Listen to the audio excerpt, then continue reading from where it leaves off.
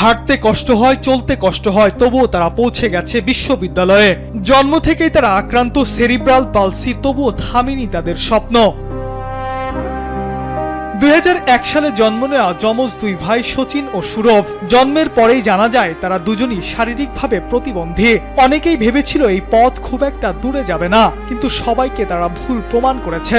যেখানে সাধারণ চলাফেরায় চ্যালেঞ্জ, সেখানে তারা বেছে নিয়েছে শিক্ষার মতো কঠিন পথ। যখন 8-9 মাস হলো তখন দেখি যে ভালোভাবে বসে না বা দাঁড়াইতে পারে না, তখন থেকে আমাদের উদ্বিগ্নতা বেড়ে গেল, অ্যাংজাইটি বেড়ে গেল। তারপরে আমরা বিভিন্ন জায়গায় ট্রিটমেন্টে গেলাম, ডাক্তার দেখাইলাম। ইভেন আমরা বাংলাদেশের যত ভালো ভালো ডাক্তার আছে দেখাইছি। ইভেন আমরা ইন্ডিয়াতেও চেন্নাইতেও গিয়েছিলাম। তারপর ওই শুধু ফিজিওথেরাপি করতে হবে। সচিন এখন পড়ছেন রাজশাহী বিশ্ববিদ্যালয়ের দর্শন বিভাগে, আর সুরভ পড়ছেন বাংলাদেশ উন্মুক্ত বিশ্ববিদ্যালয়ে।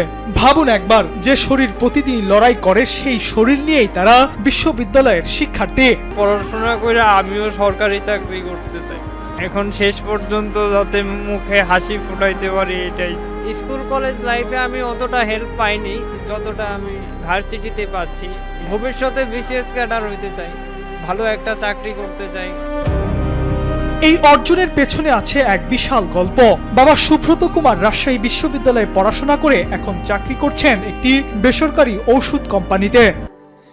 স্যান্ডেলিনা সো, রূপচর্চায় আভিজাত্য। নিজের সবকিছু ত্যাগ করে ছেলেদের চিকিৎসা আর শিক্ষার জন্য লড়াই করছেন। আমি কিন্তু প্রাইভেট ইউনিভার্সিটিতে পড়াইতে পারবো না দেখেই আমি পাবলিক ইউনিভার্সিটিতে পড়াইতেছি।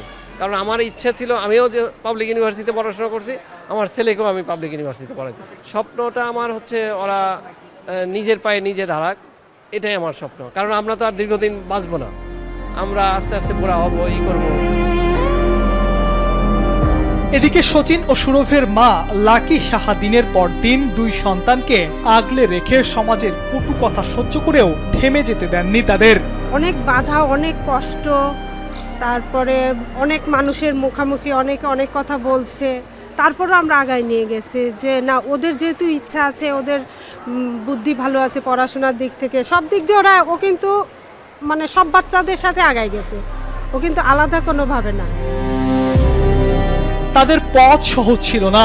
স্কুলে যাওয়া, ক্লাস করা, পরীক্ষায় অংশ নেওয়া, প্রতিটি ধাপে ছিল এক একটি যুদ্ধ। তবুও তারা প্রতিনিয়ত চেষ্টা করেছেন। এই দীর্ঘ পথ চলায় তারা পায়নি কোনো সরকারি বা বেসরকারি সহায়তা। তবুও তারা এগিয়ে গেছে নিজেদের ইচ্ছার শক্তি আর বাবা মায়ের ভালোবাসাকে শক্তি করে। এই দুই ভাই আজ শুধু শিক্ষার্থী নয়, তারা এক একটি উদাহরণ। প্রতিবন্ধকতা শরীরে থাকতে পারে, কিন্তু স্বপ্ন যদি শক্ত হয়, তাহলে বিশ্ববিদ্যালয়ের দরজাও খুলে যায়।